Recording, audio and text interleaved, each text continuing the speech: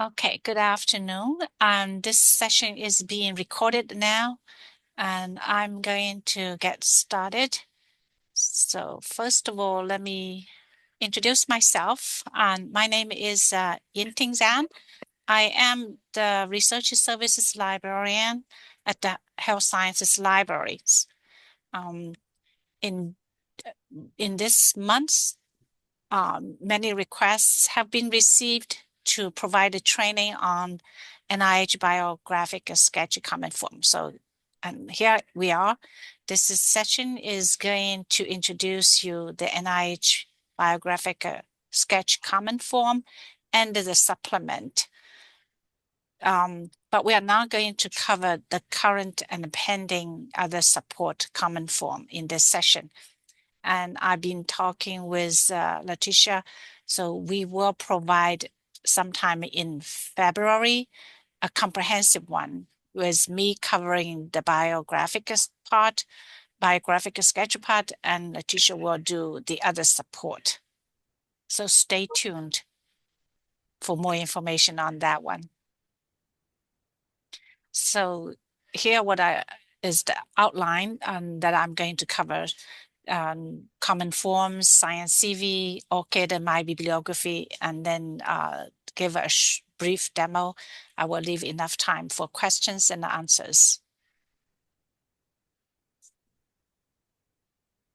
This workshop is to introduce you the new NIH Biographical Sketch Common Form, and which replaces the traditional BioSketch form effective January 25th this year. I would like to explain the rationale and also to review the new forms components. We'll give you a demonstration of how to use the Science CV to develop your NIH biographical sketch using the common form and the supplement form. And also, it's my hope that by the end of the session that you will feel comfortable to develop your BioSketch in Science CV. So on December 2nd, 2025, NIH announced its adoption of common forms for biographical sketch and the current and pending other support in grant applications, RPPRs, and prior approval submissions on or after January 25th, 2026. The common forms are essential elements that appear consistently across most biographical sketches, forming a shared template. They make it easier for readers or reviewers to compare individuals' reviewer qualifications and evaluate experience in a standardized way. So the common forms in Science CV are the standardized formats for the biographical sketch and the current and pending other support document. It documents the federal funding agencies are adopting to ensure consistent disclosure that are required across all the agencies. These forms are developed collaboratively. So why did NIH adopt the common form? For one, to respond to the National Security Presidential Memorandum 33, which requires individuals to disclose contracts associated with participation in programs sponsored by foreign governments or entities, including foreign government-sponsored talent recruitment programs. And it is also an effort for NIH to support a strong collaboration among federal research agencies. So that's why NIH adopting the common forms. I compare the common form, the new common form, and the supplement. I also look at the now legacy NIH BioSketch formats. Here are some major changes that are noticed. first of all, is the requirement of a PID. A persistent ID or PID is required now in this new format. The PID is a unique open digital identifier that distinguishes the individual from every other researcher whose name is similar or the same. For NIH, the PID that will be used must be an open researcher and a contributor ID. In short, we call it ORCID ID. And the ORCID ID must be linked to your ERA Commons personal profile. Remember the personal profile, which means if an administrator who's also a researcher and you have multiple ERA Commons account, then remember to link your ORCID ID with your PI profile, the researcher profile, the personal researcher profile. And because the ORCID ID is an individual researcher's ID, and not the institution. The institution we call our raw, different ID. The form structure has also changed. I noticed the narrative sections have now been moved to a dedicated supplement, which is now known as NIH Biographical Sketch Supplement. The character limits replace the page limits. The narrative sections now have the character limits instead of page limits, although there is one spot that mentions the page limit. That means the contributions to science in the supplement form, it requires each contribution to be no longer than half a page. So that's the only place. But there are no page limits for the BioSketch. And there is a mandatory digital certification.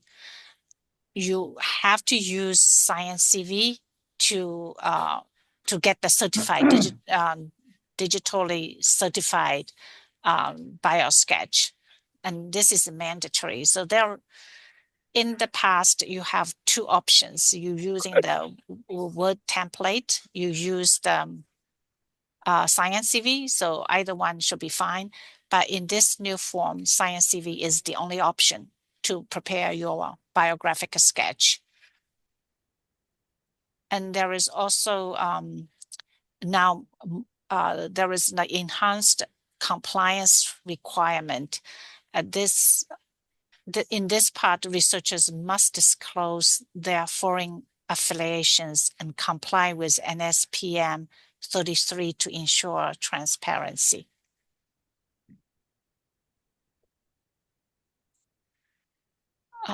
This form is taken from, I put the link here from NIH's document. So you can see the first one is the legacy one, which is no longer valid, but you are familiar with that format. So remember the ABC 3 sections. Now reflected in the common form is actually the products, appointments, and the positions, and the products. In the supplement, you still have ABC, but the section A, you can only provide the narrative part. You are not able to attach citations here. In the section B, in the legacy format, you have positions, scientific appointments, and honors. Now you only have the honors. You can list no more than 15 entries. It doesn't specify the year range though, so I assume it just pick your most significant 15 entries. Now section C, the contributions to science in the legacy one, it's now moved to the supplement. So the NIH Biographical Sketch Supplement contains the 3 NIH specific or unique data elements. In the contributions to science, you can still list up to 5 narrative contributions, but again, you cannot um, you cannot attach citations. So each contribution is limited to no longer than half a page. So this is a kind of comparison among the three.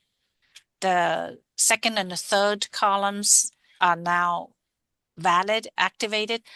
The most left one is legacy one. And I want to emphasize the importance of ORCID ID and the certification. So ORCID ID, that is new, that is a required element.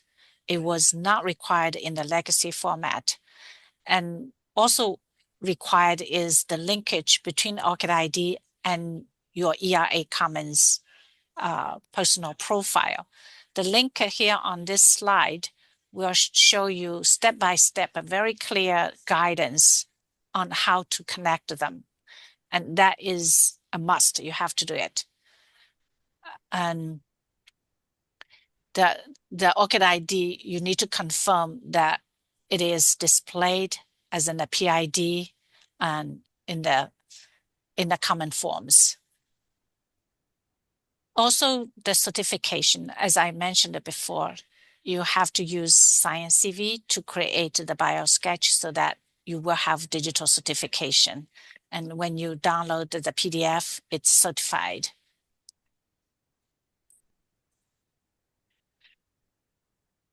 And when you're using the Science CV to create your biosketches, this slide just gave you very brief, like what does it stand for, what Science CV is. So by now, most of you probably have already been familiar with Science CV because NIH was talking about adopting the common forms and using Science CV over a year, almost a year ago, spring 2025.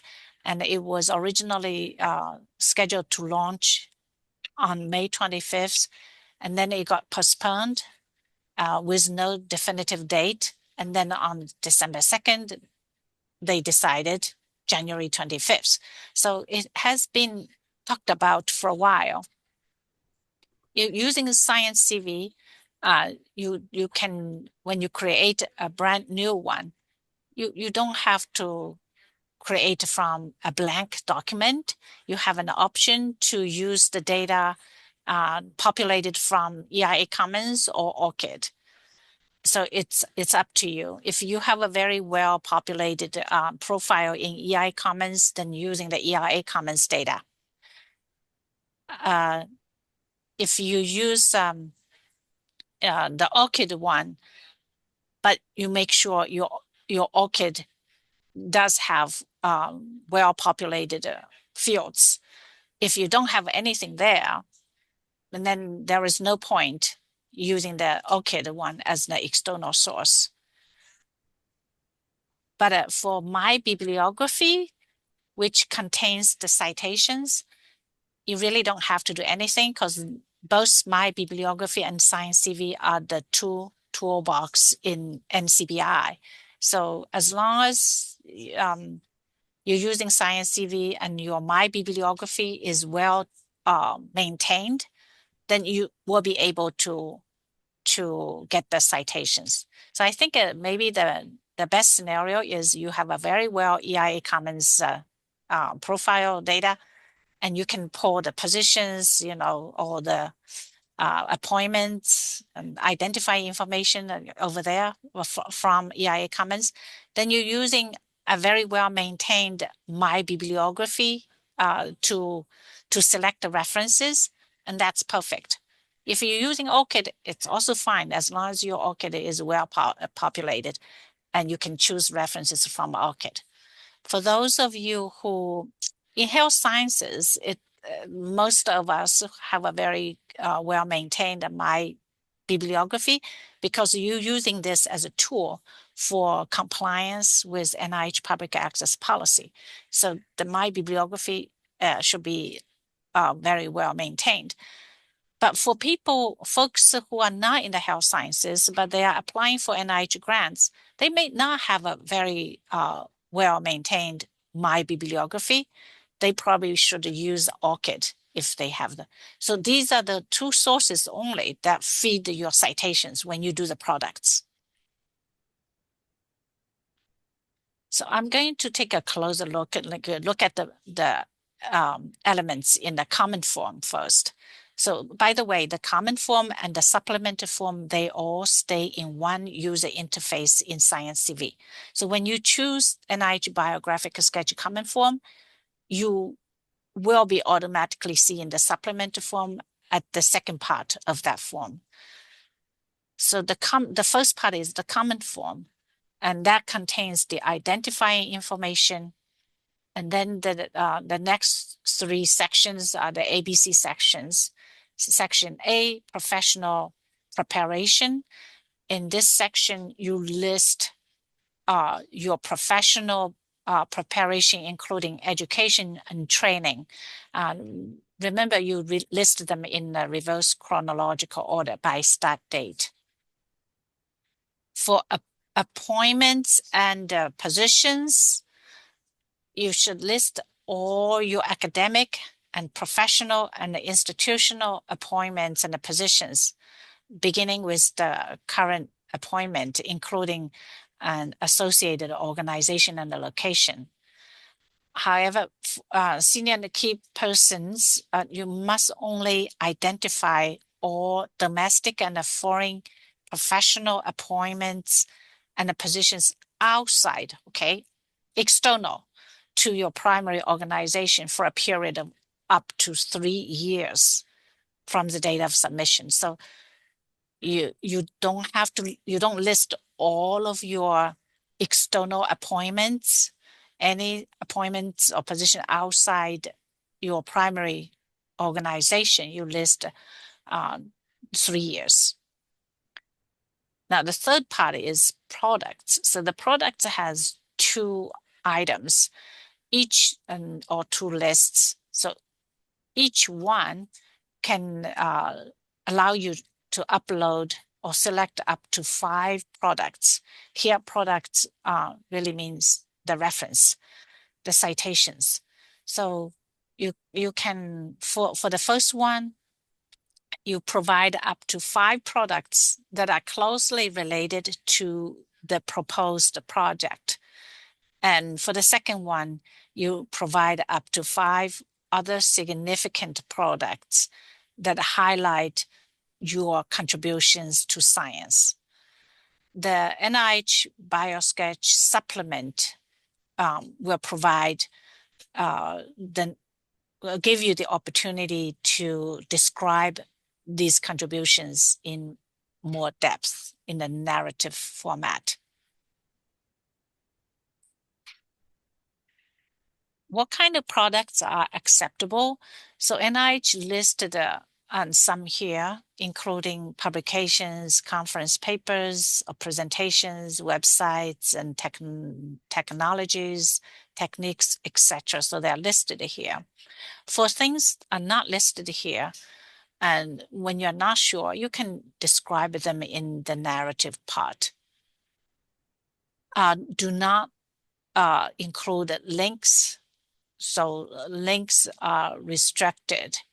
Applications who do not follow these instructions and include unallowable hyperlinks may be withdrawn from review and funding consideration. So be careful. Don't include hyperlinks. What is included in the full product citation? So in there is really no particular format. So, but what you should include is name of the authors, product title, date of publication or release or website, so etc. I'm not going to read all of them. Just to remember, senior key persons who wish to include a publication in the product section, if that product has multiple co-authors and the co-authors list is so long, then you have an option at your own discretion. You can choose just to list 1 or 2 authors and then using et al. in lieu of including the complete listing of authors' names. That saves space. And this is a screen capture to showing you when you add products, you have two sources of that data, either from ORCID or from My Bibliography. You can only choose up to 5. When you choose number 6, it won't work. And that's for the other significant products, the same sources of data. If you have chosen something that was already chosen, you won't be able to. If you choose more than 5, you would not be able to either. So these are very straightforward. I'm just showing as an example. So the previous slides are talking about the common form. Now, I'm going to address the NIH Biographical Sketch Supplement. This supplement collects 3 required NIH-specific data elements, and these are personal statement, honors, and contributions to science in accordance with the NIH's peer review guideline. Regulations, I mean. This information is used to assess qualifications and documents and the individual's qualifications and the experience for a specific role in the project. Again, Science CV must be used to complete the NIH Biographical Sketch supplement.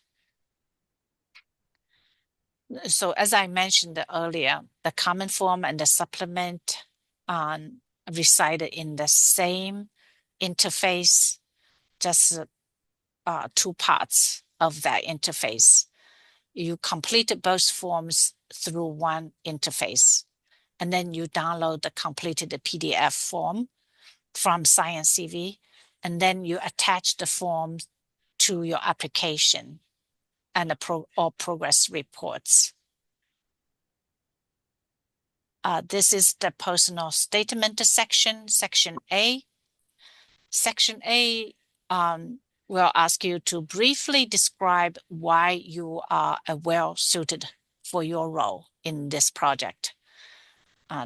Some relevant factors may include your training, your previous experimental work on specific project or topic or related topics, and your technical expertise, etc. In this section, you include ongoing or completed research projects from the past 3 years that you want to highlight. The personal statement is limited to 35,000 characters, so do not provide citations in the supplement form.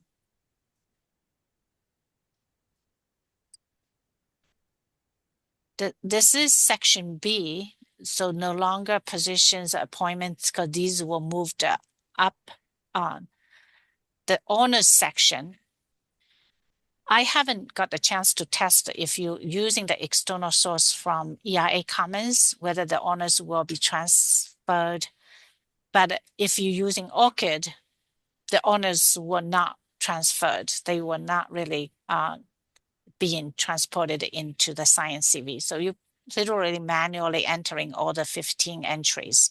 I mean, up to 15 entries. You don't have to list all 15 if you don't have. So here you list any relevant academic and professional achievements and honors. So for students and the postdoctorates or junior faculty, you should include scholarships or traineeships and fellowships or development awards, if applicable. For clinicians, you should include information on any clinical licensures or specialty board certifications that you have achieved. So they are all listed in the honors section.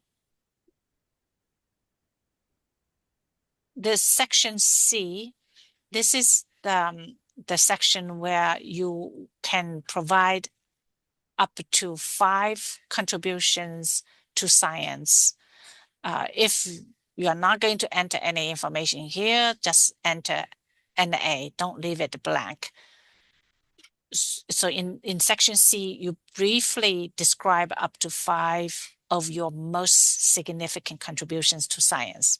The description of each contribution should be no longer than 1/2 page. So in this section, applicants may describe up to 5 contributions, right? But then graduate students or postdoctorates, you can consider or highlight 2 or 3. If you don't have that many, so you can highlight a few. That's the second part of contributions to science. So for each contribution, you should indicate the following: the historical background that frames the scientific problem, the findings, and the influence of the findings, your specific role in the described work. The same as in the legacy format, please do not include figures, tables, or graphics. These are not allowed. You can reference back to the section where you put the other significant products in the common form. Like you can refer them like a 5 products, but don't attach citations in the supplement. There is really no specific format for referencing the products in this section. But it is recommended that you refer to the title, using the title, also his last name, year of publication for the ease of reference. What I really just want to emphasize is, because this is the question I got, people ask like, where am I going to enter the grants? Where I'm going to, list those things. I think these should go to the other support, the current and pending other support. In this new form, there is nowhere to include all of these. And there is also another change. People ask, where is the link to my bibliography? There is no link to that my bibliography. So that's the major change. Like you can only list up to 10 citations now, while in the past you have up to 20 citations for the contributions to science, and you can have up to 4 for the personal statement. But these citations are gone. Certification. So this slide is a screenshot of the certification of information provided in the sketch. So each senior, you have to certify, and then the date.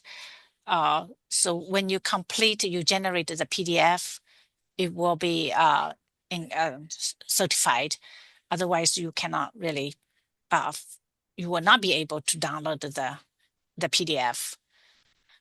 And to be acceptable to the Federal Research Funding Agency, the date of the signature must be within the past 12 months from when the document is submitted to the Federal Research Funding Agency. And this statement has to appear in the form. So it's just a kind of requirement. Unless you have comments or suggestion, whatever, you can send it to this this address about the burden. But do not send your applications, the biosketch, to this address. That's all I want to mention that. So this is showing you if you haven't finished the biosketch, the download icon is not activated. You're not able to download it. You only have you finished all of these, then you will be able to.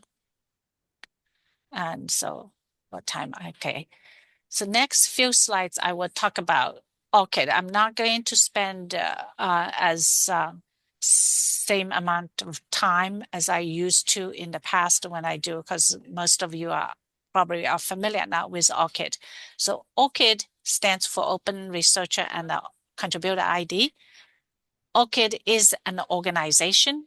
ORCID ID is the identifier, the unique identifier that distinguishes you from other researchers with similar or the same name.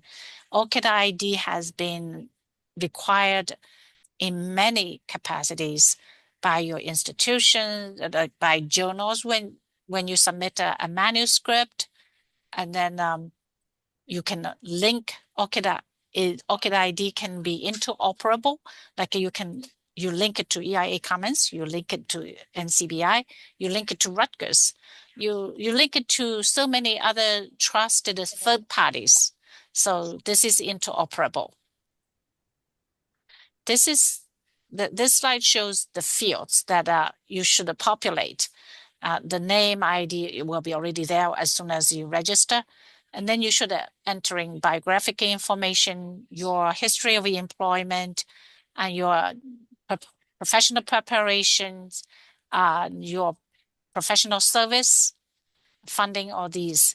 The last two items are not up to you. They are actually added by the third party. So sometimes you do like an open peer review, and then that particular organization for which you perform the peer review, they may push into your, because it is kind of it can be considered a service, right? But it's also kind of piece of scholarly works. And then other sources can be pushed like research resources. So the most important part here is the works. Like if you want to get the citations from ORCID, then make sure in the works section you have all your publications listed. And then remember, the BioSketch allows you to put some products, conference abstracts or presentations. If you cannot get it anywhere from the online platform, you can manually add either in the ORCID record or in my bibliography so that you will be able to include it in your BioSketch. And this is just showing you how to get the record into your works.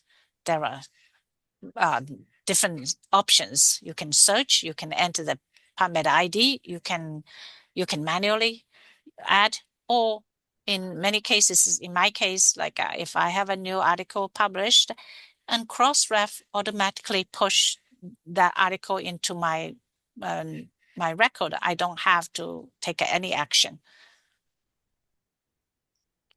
So Science CV, that's the tool that we are now required to use to create a BioSketch.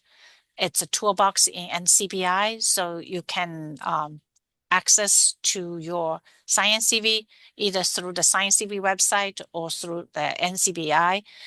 It doesn't matter which access point you use, you all come to the same place. If you are a busy researcher and you have a research assistant, you can delegate, give permission to that person, and that person will help you to create the BioSketch. But you still have to certify. You cannot have the delegate certify for you. And this is a kind of redundant slide, but it's just showing you where to start. Go to the Science CV toolbox and then go to the Manage Science CV link, then create a new document. And the rest is very self-explanatory. And this is showing you like what it looks like in Science CV. The new document button is here. You create that, you will start developing the new BioSketch. And this part is showing you to give a name. You have to give a unique name. And I recommend you create a generic template with the commonly used information like your positions, appointments, honors, like those things. And then each time when you apply for a new grant, you can using that as the base so that you don't have to enter some of the common information that you use every single time. You just probably focus on the contributions to science, your personal statement that are tailored to this particular grant topic. These are the options in Science CV. So again, I mentioned it earlier, there is no such a form here called the supplement. So you have to choose NIH Biographical Sketch Common Form, which contains the supplement part. And this one's you're using the external. There are only 2 external sources for you to choose from, ERA Commons or ORCID. And this slide gives you some helpful links. When you go to the NIH Biographical Sketch Common Form, that page has a lot of links and including the instructional PDF, the same as the supplement. So that's about the presentation side. And let me see if we have any questions. Just one second. So I see 5. Okay, how can we question now? Wait until, okay, yeah, wait till, sorry. And I'm going to stop the recording because for the question and answers, we're not going to.